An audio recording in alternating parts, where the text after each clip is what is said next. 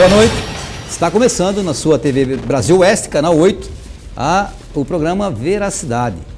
De segunda a sexta-feira, a partir das 23 horas, aqui na sua TBO. Não se esquecendo que toda a programação da TBO agora é em tempo real para qualquer lugar do planeta. Basta acessar o site que está dentro do site do programa Veracidade, programaveracidade.com.br, está lá, tvtbo.com.br. Tem um ícone lá, você entra e assiste os programas, toda a programação da sua TBO em tempo real. Hoje, segunda-feira, nós estamos começando aí a semana, uma série de entrevistas aí variadas ao longo dessa semana, e hoje nós estamos aqui com o presidente do CEPIR, que é o Conselho Estadual de Promoção e Igualdade Racial, que ele também que é presidente do Conselho Estadual de Educação.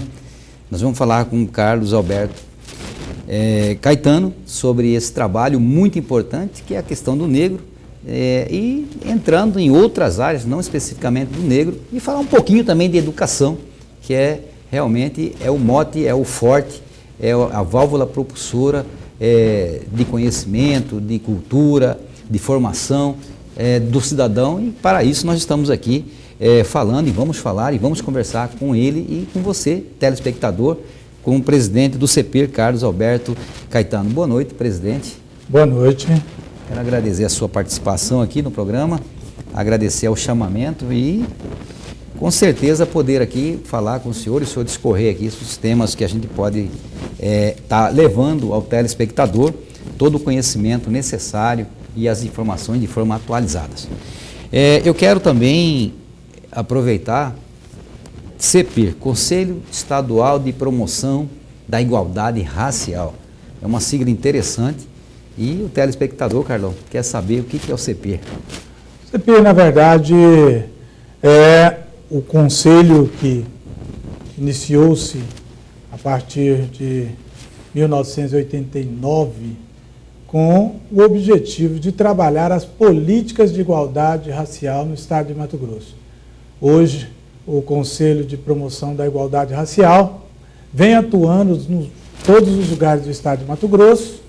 Nós somos um conselho composto de forma paritária, com representantes do governo estadual e representantes da sociedade civil. E nós realizamos uma série de atividades voltadas à garantia de políticas públicas e dos direitos referentes à igualdade racial no estado de Mato Grosso. Tá, presidente, essa criação do Sistema Estadual de Promoção e Igualdade Racial, vocês têm desenvolvido que tipo de trabalho e como que foi essa criação, como que foi justamente vocês falaram tem criação dos conselhos municipais, vocês é que organizam, vocês que formatam toda essa estrutura para funcionamento em todos os municípios do estado de Mato Grosso? Sim, nós iniciamos esse processo de 2001 para cá, Luiz Poção, nós estamos numa batalha muito grande. O Brasil viveu uma grande transformação, que foi a sua participação na terceira Conferência Mundial contra o Racismo, Xenofobia e outras formas correlatas de discriminação. Esse marco de 2001 também foi um marco no país para a implantação de políticas públicas. De lá para cá, nós tivemos a Lei 10.639, que recupera, dentro da educação, no âmbito da história, da geografia, as contribuições do povo africano e afro-brasileiro para o Brasil. Nós tivemos a Lei 11.645, que aborda a questão dos quilombos e os povos indígenas. E, por último, em 2010, nós tivemos a aprovação do Estatuto da Igualdade Racial. Significou um avanço muito grande para nós, porque esse estatuto ele implanta, no Brasil, o Sistema Nacional de Promoção da Igualdade Racial. Os estados devem implementar os seus sistemas estaduais e os municípios seus sistemas municipais. O que isso diferencia? Que pela primeira vez a luta do povo negro no Brasil está sendo pensada enquanto política pública, enquanto orçamento. Ou seja, os municípios criam os conselhos municipais de promoção da igualdade racial, garante nesses recortes os seus orçamentos para funcionamento e para implementação de políticas que vai combater o racismo no seu município. O Estado fez o primeiro exercício, o ano passado nós fizemos o primeiro exercício de propor um programa de governo, né? Foram 7 grandes metas que foram abordadas pelo CEPIR estadual.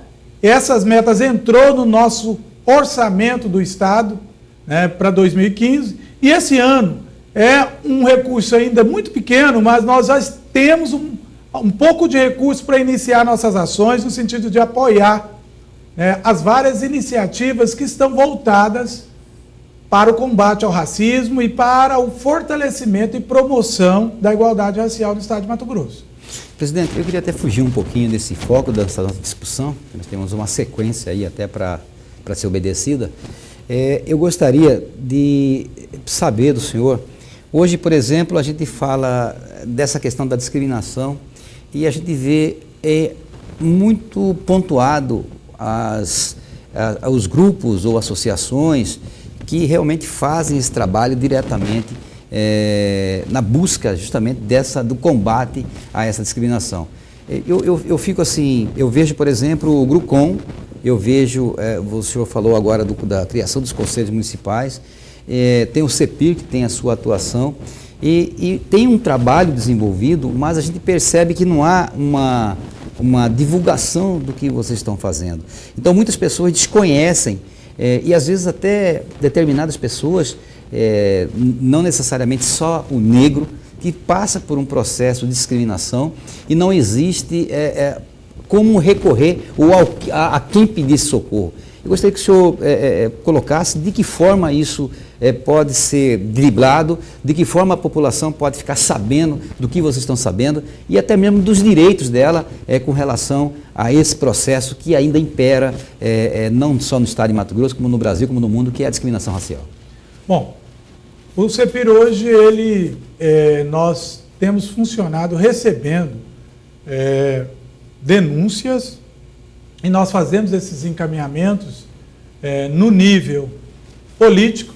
O que significa isso? Nós envolvemos a Defensoria Pública na defesa das pessoas discriminadas, só que ainda hoje nós temos grandes desafios. Primeiro, preparar os operadores do direito para a tipificação do que é o crime de racismo. A Lei 7.716, ela tipifica o crime de racismo, né?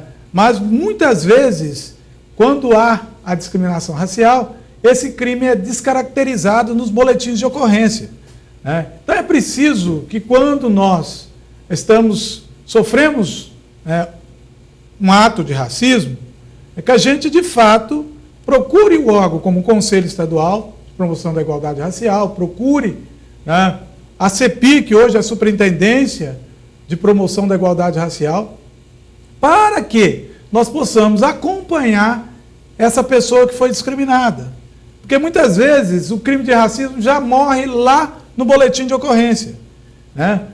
Por falta o quê? De conhecimento, por falta de, na hora do boletim de ocorrência, de fato, se instituir um boletim de ocorrência caracterizando o crime como crime de racismo, né? Então, muitas vezes, hoje, embora a lei já seja muito antiga, nós já estamos aí desde 2010 com o Estatuto da Igualdade Racial, é muito difícil você ver pessoas sendo punidas por crime de racismo.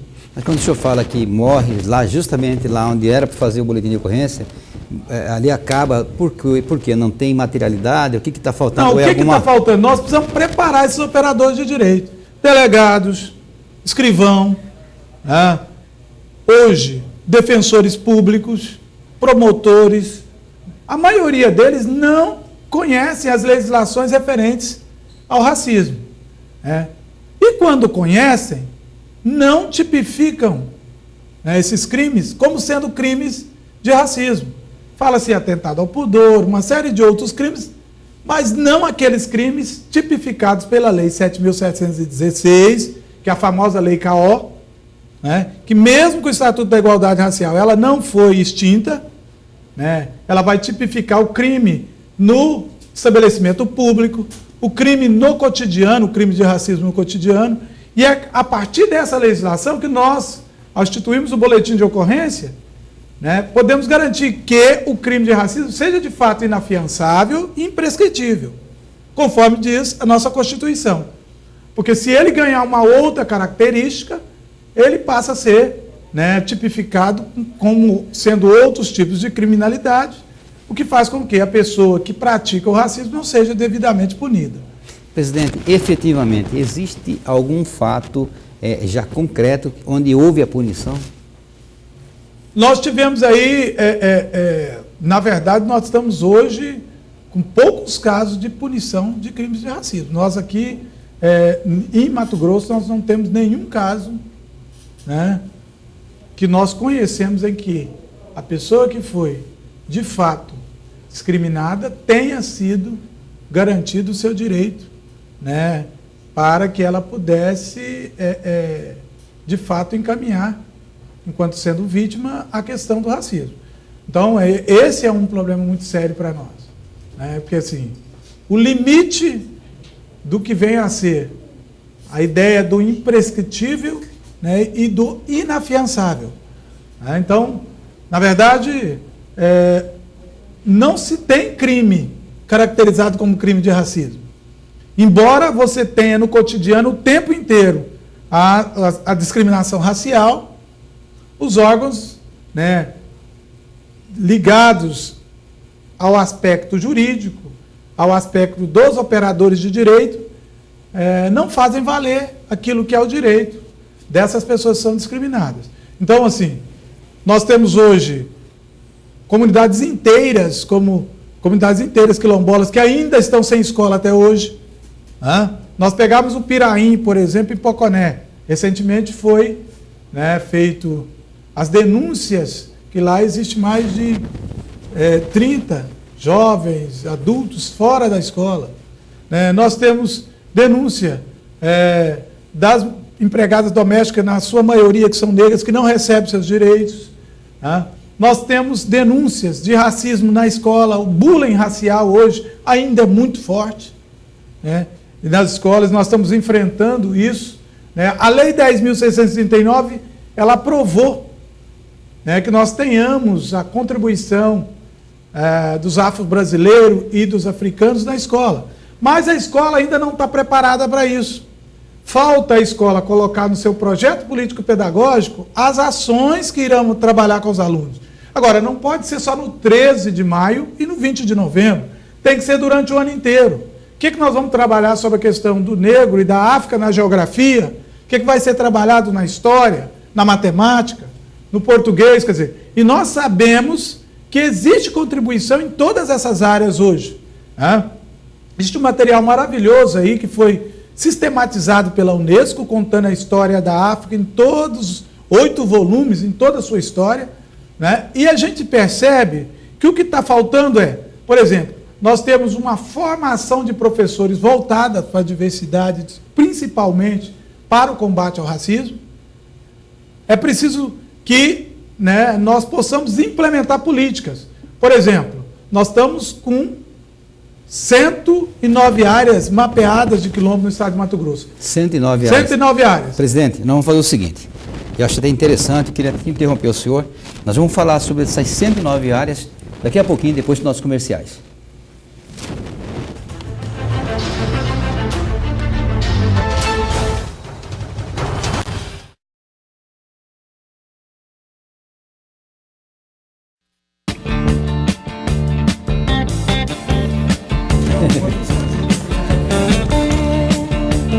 De volta com o programa Veracidade na sua TBO, segunda a sexta-feira, a partir das 23 horas.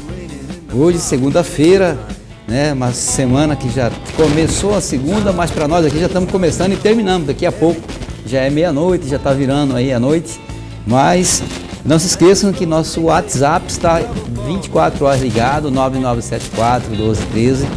Nosso e-mail, que é o programa veracidade.lp@gmail.com, e nosso site, programaveracidade.com.br. Lá você entra e tem um ícone lá, tvtbo.com.br, você assiste toda a programação da Televisão Brasil Oeste em tempo real, aqui na sua TBO. Presidente, queria que o senhor continuasse com essa linha de raciocínio aí, com relação a esse primeiro bloco que nós comentamos aí, sobre a questão ainda da discriminação racial e esses aparatos que nós estamos discutindo para fazer sua formação. Outra das grandes lutas nossas, e eu digo nossa até porque nós temos hoje um grupo muito grande de entidades, como você disse no início, envolvidas nessa luta. Desde entidades que trabalham o direito das mulheres negras, como é o caso do Imune, né, hoje coordenado pela professora Antonieta Luiza. No último ano, 2014, nós fizemos o primeiro encontro preparativo para a Marcha Nacional das Mulheres Negras, sob o comando da professora, que hoje vem trabalhando e acompanhando, professora Antonieta Luiza. E nós, temos hoje uma coordenação estadual dos quilombos, também com mulheres que estão à frente dessas lutas, como a Gonçalina, no Mata Cavalo, nós temos também José Maria, lá no Morrinhos, nós temos aqui, aqui no Chapada, nós temos o pessoal ligado ao quilombo de Alagoinha de Baixo, Alagoinha de Cima, nós temos na Vila Bela da Santíssima Trindade, vários grupos de quilombo, além dos chicombolas, que isso é uma mistura de indígenas chiquitanos com quilombolas, nessa região. E o que a gente tem notado? Quer dizer, as nossas lutas, elas são lutas que nós precisamos ir abrindo trincheiras, Luiz Poção, e cada vez que nós firmamos uma conquista, nós lutarmos por ela. Há 2 anos atrás, nós conquistamos 2 vagas na Superintendência de Promoção da Igualdade Racial junto ao governo estadual de Mato Grosso. Este ano, nós tivemos democraticamente a escolha de Antonieta Luiza Costa e Amaranta para serem as 2 pessoas que vão ocupar essa superintendência. Mas até agora estamos aguardando a nomeação dos nomes. A superintendência está hoje dentro da SEJUDE, e ela é o órgão de execução das nossas políticas. Nós esperamos até que o governo já tenha se posicionado em relação a isso. A última reunião que nós tivemos com o subsecretário, o Zilgo, havia sido encaminhado para o governador para que fosse nomeado. Agora, é de suma importância para nós. Nós temos muito poucos cargos garantidos pelo movimento social dentro do Estado. E são cargos onde são estratégicos para nós fazermos a nossa luta, de combate ao racismo. A superintendência é hoje um dos órgãos centrais na luta pelo racismo. Até porque ela vai implementar os programas nacional, de desenvolvimento das políticas que são da igualdade racial. A política de apoio ao pequeno produtor, das comunidades tradicionais quilombolas, a política de transporte dos alunos que estão hoje nas escolas quilombolas ainda não reconhecidas dentro do sistema.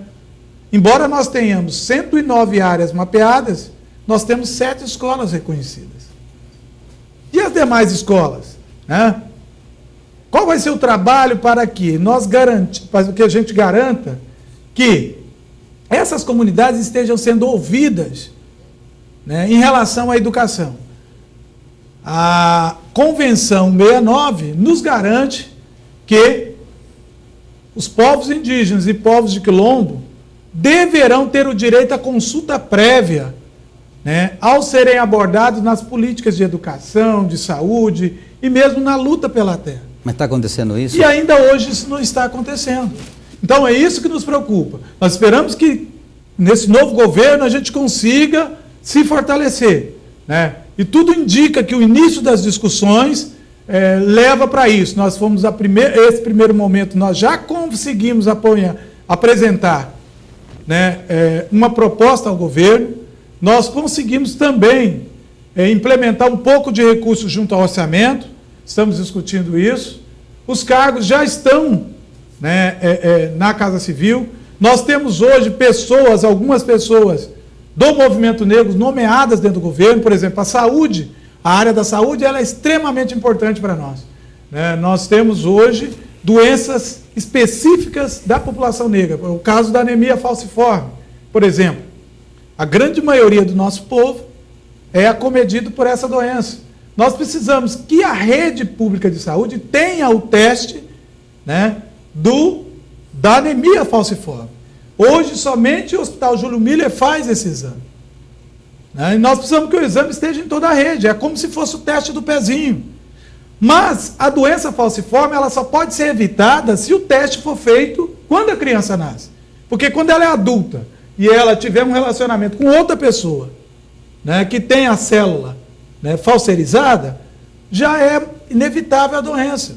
Então você precisa que as crianças sejam, né, feito o teste de anemia falciforme. Ainda hoje nós não temos toda a rede estruturada nesse sentido. Tem outras doenças, né, que são típicas da mulher negra no período de reprodução.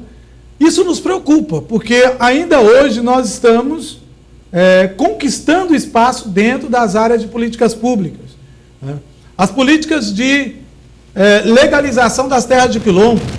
Nós temos comunidades aqui centenárias que começaram a sua luta há mais de 40 anos, eu acompanho aqui há mais de 20 anos, é o caso de Mata Cavalo, por exemplo, e ainda hoje as terras de Mata Cavalo não são tituladas.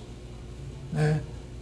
Os benfeitorias na terra não foram pagas, nós já temos, na verdade, um título de certificação que é dada pela Fundação Cultural Palmares, que reconhece a etnia, mas não devolve a terra, para que esse quilombola possa plantar na sua terra, possa ter dignidade. Nós não queremos cesta básica lá no quilombo. O que nós queremos lá no quilombo é condições do quilombola trabalhar, ter insumos e produzir na terra com dignidade. Presidente, com relação a essa leitura que o senhor está fazendo aí, dessas dificuldades, dessas carências, hoje se percebe dentro das unidades de saúde, na área de segurança, um processo muito, realmente o tratamento que é dispensado à população deixa muito a desejar e com certeza o negro, nesse caso, passando também por uma situação igual, essa discriminação racial, ela acaba acontecendo então, tanto para o negro, quanto para o branco, para o índio, enfim, isso aí não está de uma certa forma generalizada, essa discriminação?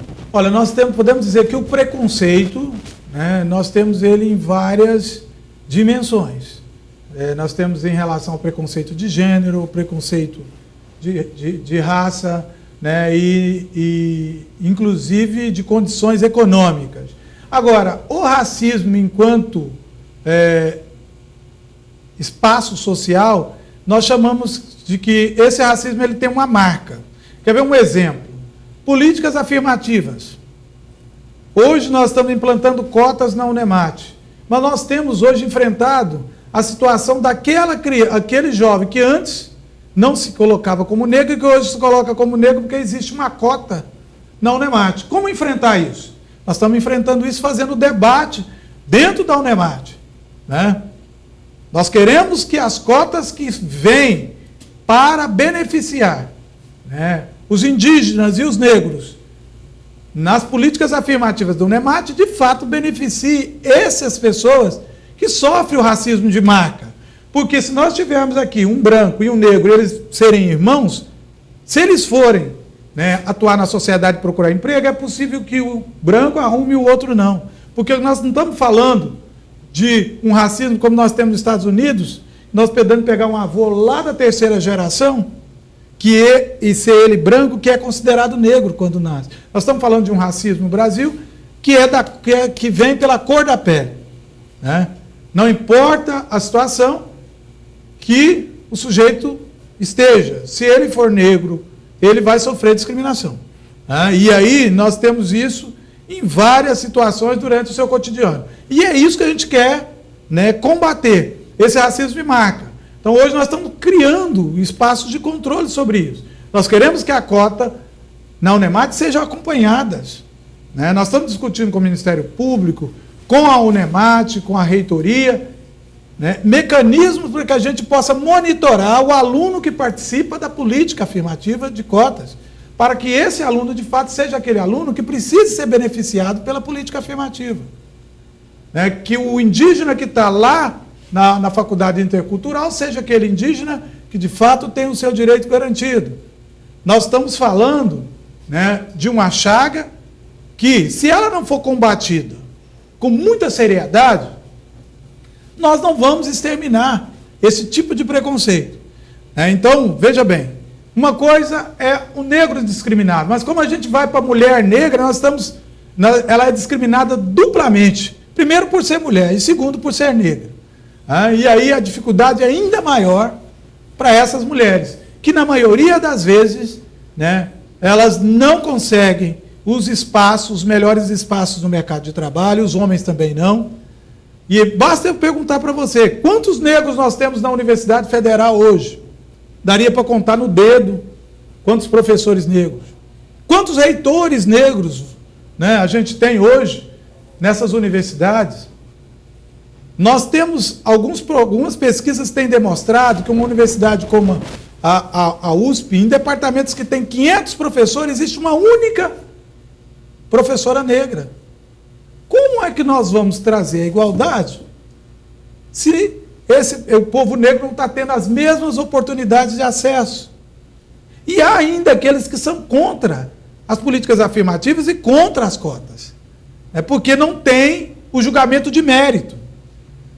Mesmo que o TSF, o Supremo Tribunal Federal, já tenha votado, né, no voto do Ricardo Lewandowski, nós temos hoje uma história colocada, as cotas é perfeitamente legal nesse país, nós ainda temos muita resistência quando nós trabalhamos isso dentro das universidades, dentro da escola, né, porque ainda existe muitas pessoas que se colocam contrárias, né, e esse racismo, ele ainda é invisível, né, ele é um racismo que muitas vezes nós não temos como enfrentá-lo, porque quem pratica ele se torna invisível, se esconde atrás das estruturas públicas, né, atrás das estruturas privadas, enfim.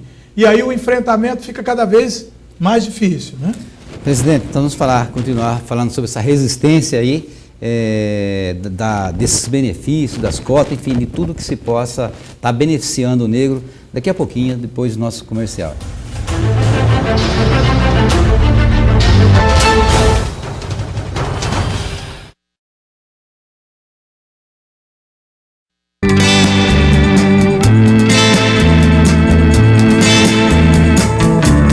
De volta com o programa Veracidade, segunda a sexta-feira, a partir das 23 horas. Hoje, segunda-feira, nós estamos aqui começando e terminando já a segunda, começando a semana e nosso programa daqui a pouquinho acaba, agora meia-noite.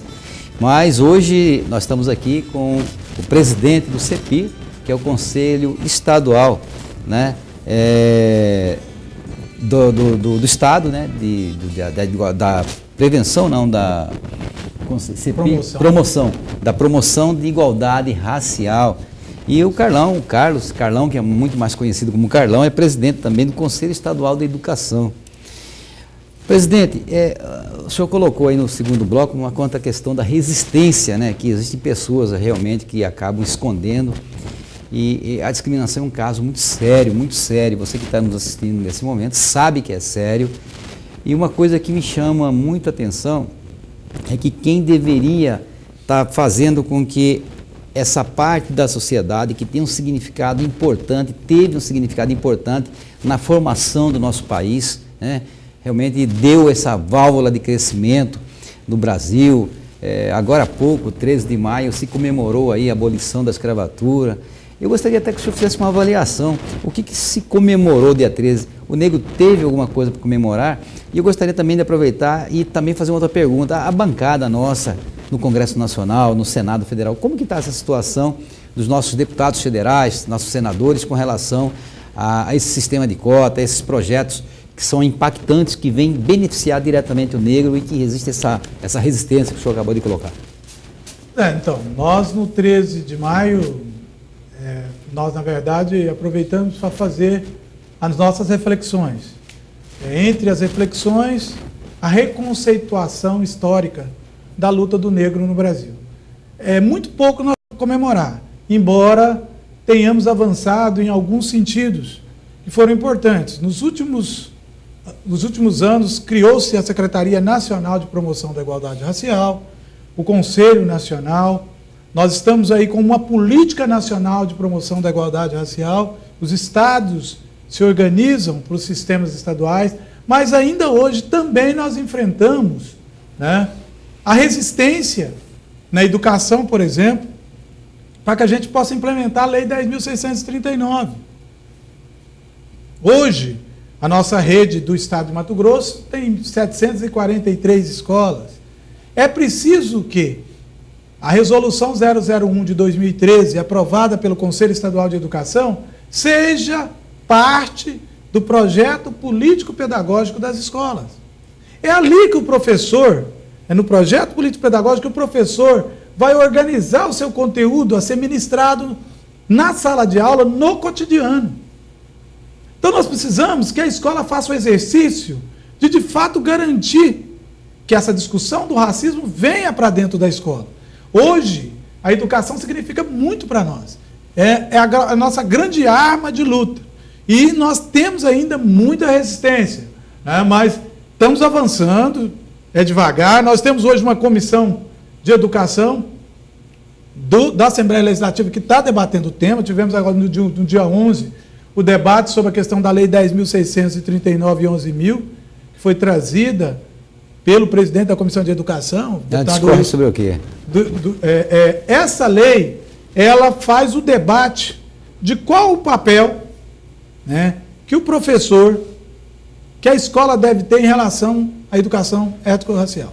Por exemplo, lá está prevista a formação de professores, a formação continuada de professores, a valorização do profissional, né, do professor para as áreas de quilombo, para as áreas indígenas, né, a discussão sobre a matriz curricular da escola.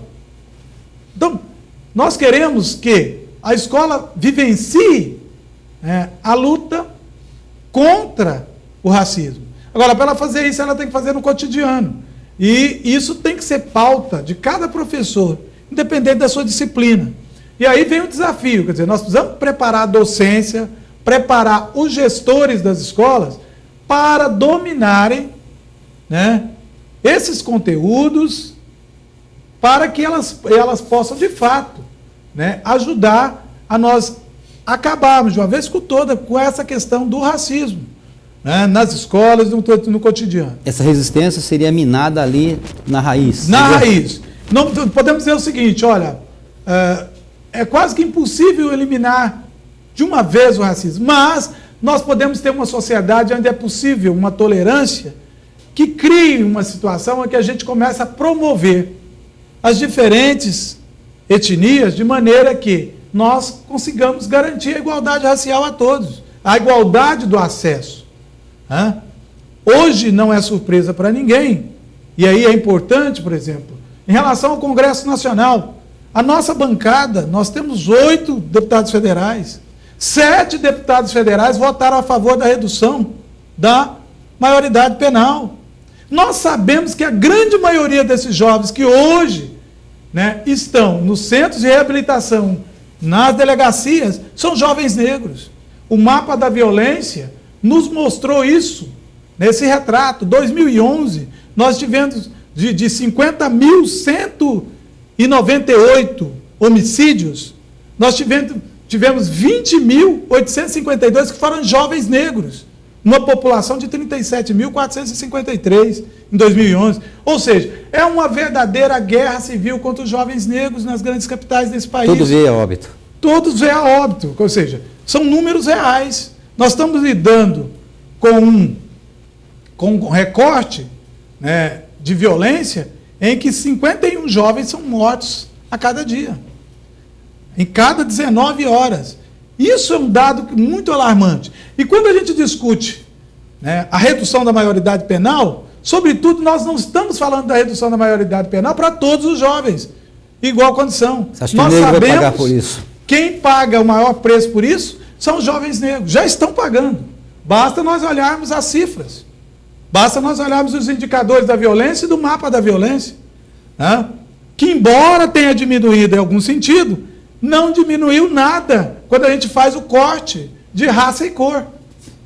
Basta nós pegarmos os indicadores raça e cor e a gente vai ver, né, dos 50.198 pessoas que morreram, né, 37.800 são jovens, mas desses 20.000, como eu disse aqui, 852 são jovens negros. Quase que a metade de todo o indicador de violência, né, que nós tivemos no relatório de 2011. Em 2012 já saiu um novo relatório. Esses dados, né, são dados que demonstram como a juventude negra é tratada hoje, né, nas grandes capitais, nos grandes centros. Né. Recentemente, nós tivemos aqui o debate sobre a questão da migração. Hoje, Cuiabá, Mato Grosso já tem cerca de quase 8 mil migrantes haitianos. Esses imigrantes, eles chegam, eles vão para a Pastoral do Migrante e depois eles vão geograficamente se organizando nos bairros. A grande maioria desse contingente ainda está fora da escola. Nós estamos recebendo migrantes desde 2010, desde o terremoto lá no Haiti. Agora, como é que nós podemos explicar que os haitianos saiam de lá com visto humanitário, que é algo dado e garantido, quer dizer, ele vem com visto permanente, com visto humanitário, e aqui não se garante política pública para ele. Hoje já esgotaram os grandes projetos. A Copa do Mundo se esgotou, nós temos a Olimpíada vindo aí, mas daqui a pouco se esgota também. A indústria de construção civil já não vai mais absorver esse pessoal. Ele precisa ser absorvido pelas políticas públicas do Estado. Nós precisamos pensar eles na educação de jovens e adultos, na área da saúde, né, no trabalho, como é que eles podem, né, se projetarem nesse ambiente, né, que aqui hoje existe para eles e que eles têm o direito a esse visto humanitário. Eles já ganharam esse visto lá na Embaixada do Brasil, lá no Haiti. Mas quando houve essa chancela, presidente, lá na Embaixada, e designou-se, veio para Mato Grosso X números desses haitianos, não houve essa consulta, os segmentos organizados, um exemplo, o próprio CEPER, o Conselho, não foi informado que estaria vindo aqui uma determinada quantidade de pessoas que iriam estar trabalhando aí antes da Copa do Mundo, e esse aparato, essa estrutura, esse apoio que seria dado a esses migrantes não foi garantido. E como que fica tudo isso? Vocês não foram informados? Como que chega e vem esse pessoal para cá sem que vocês tomem conhecimento disso? Nós até na época da Copa do Mundo, alguns jogos foram realizados aqui, nós até tentamos naquele momento, no governo anterior, um debate para acompanhar os jogos e os povos haitianos aqui. Hoje nós temos acompanhado na Pastoral do Migrante, no Conselho, nós temos trabalhado a luta para que o haitiano que aqui chega, né, com a sua documentação educacional, ele possa ter a isenção da tradução juramentada. Porque o que acontece? Ele sai de lá, mas para ele fazer a tradução juramentada é muito caro. Eles vêm desprovidos de todas as condições econômicas. O que é essa tradução juramentada? A tradução juramentada é todo o estrangeiro que sai com seu diploma, né, o seu estudo feito fora, chegando aqui tem que ser traduzido. Né? Existe uma cláusula chamada tradução juramentada.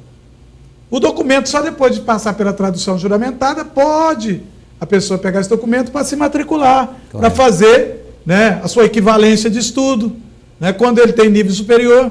E ainda hoje, né, nós não temos um debate aberto por parte dos nossos deputados federais e nem sequer do Congresso, né, hoje, do Ministério das Relações Exteriores, de como nós vamos fazer isso.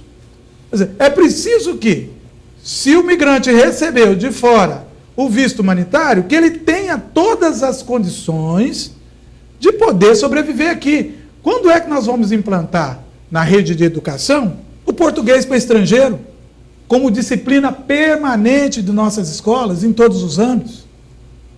Nós precisamos que esse pessoal que aqui está consiga, né, lugares para trabalhar, para se projetar, para viver dignamente, para que a gente não tenha, como resultado, um aumento indiscriminado da violência.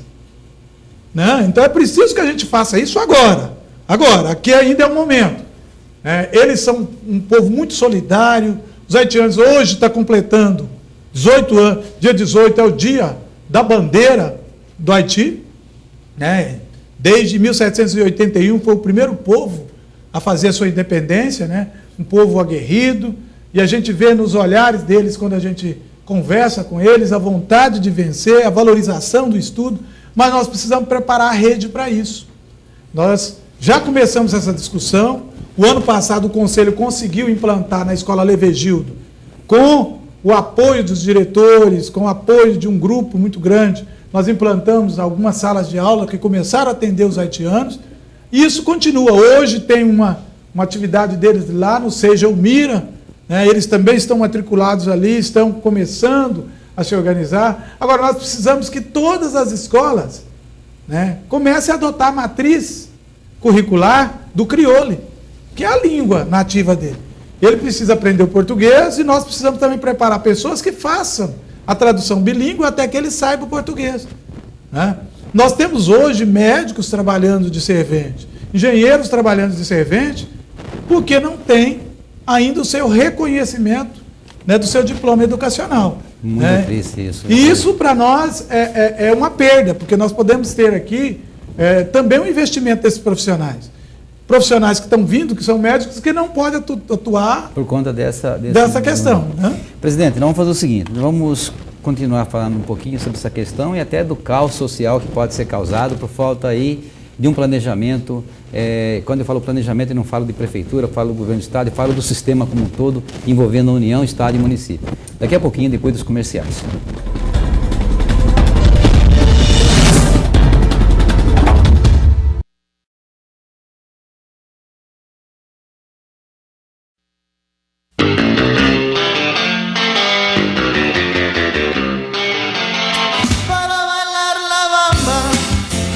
De volta com o programa Veracidade na sua TBO.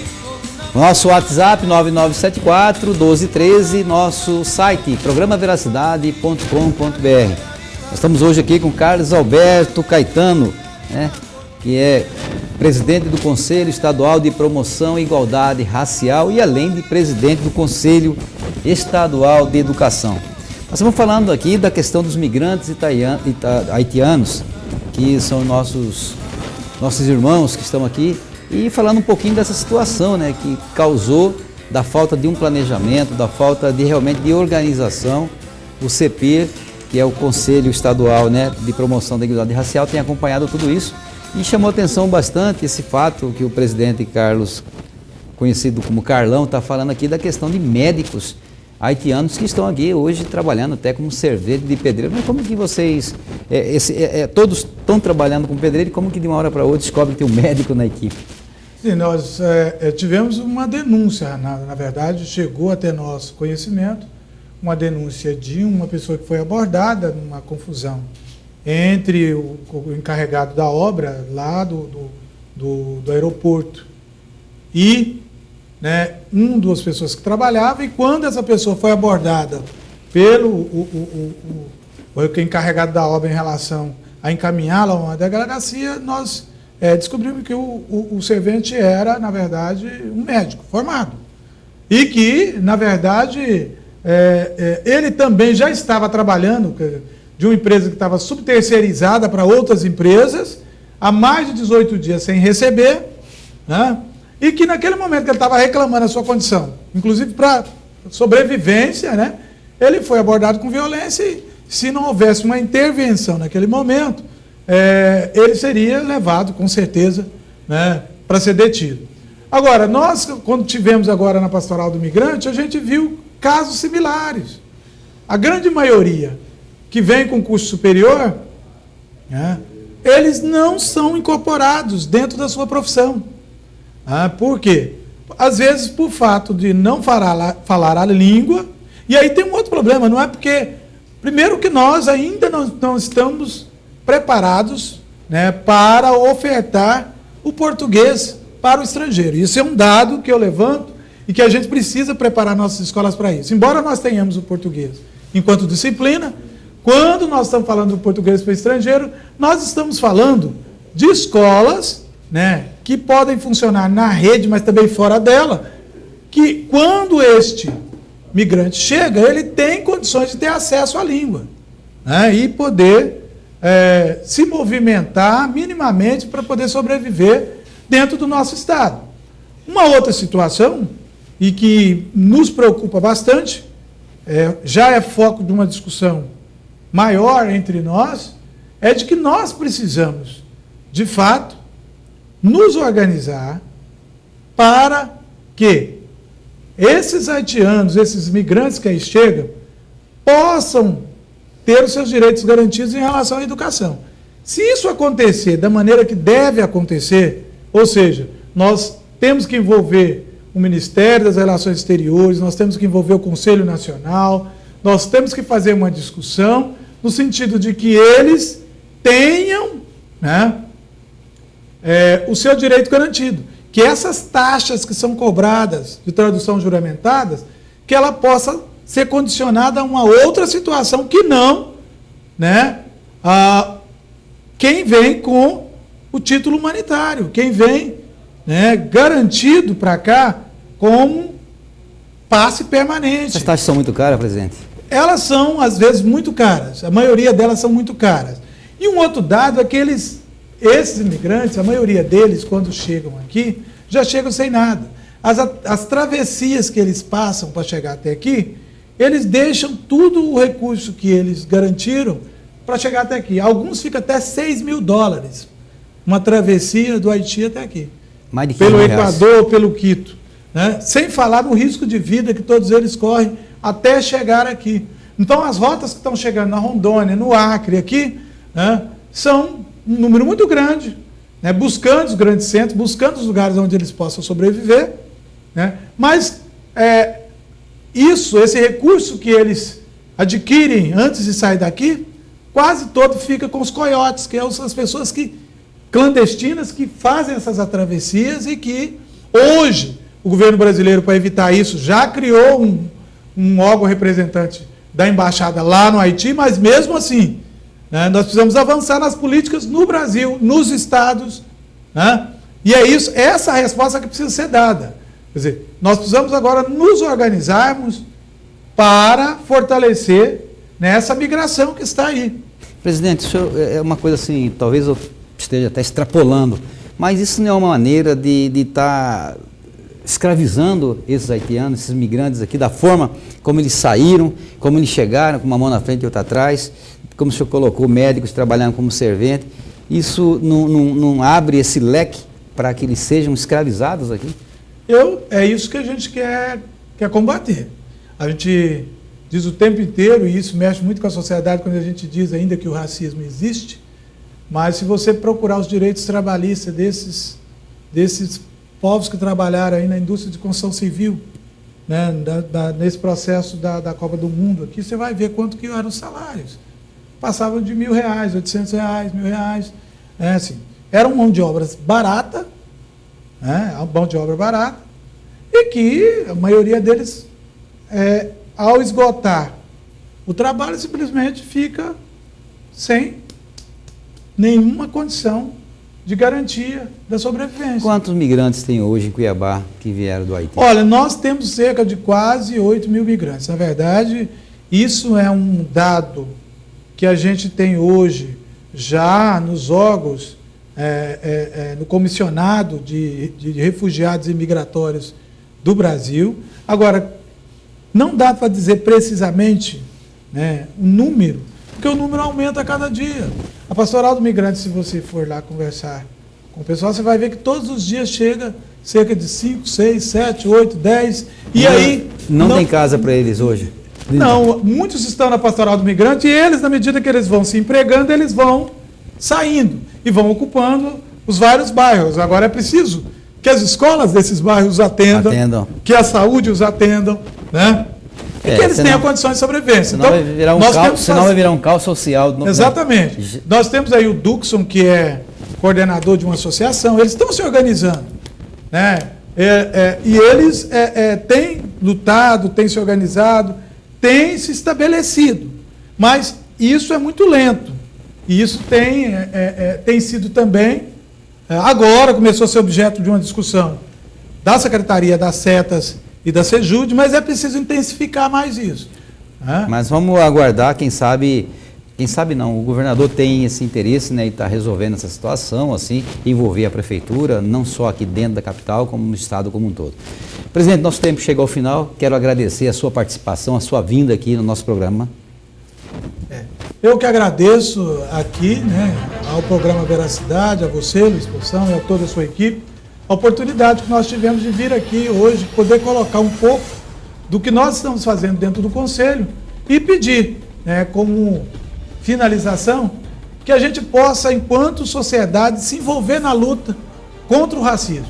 O racismo é uma chaga que fere cada um de nós. E todos nós, negros e não negros, devemos estar juntos nessa luta.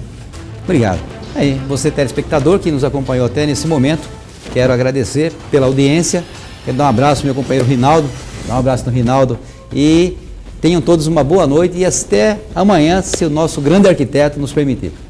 Muito obrigado.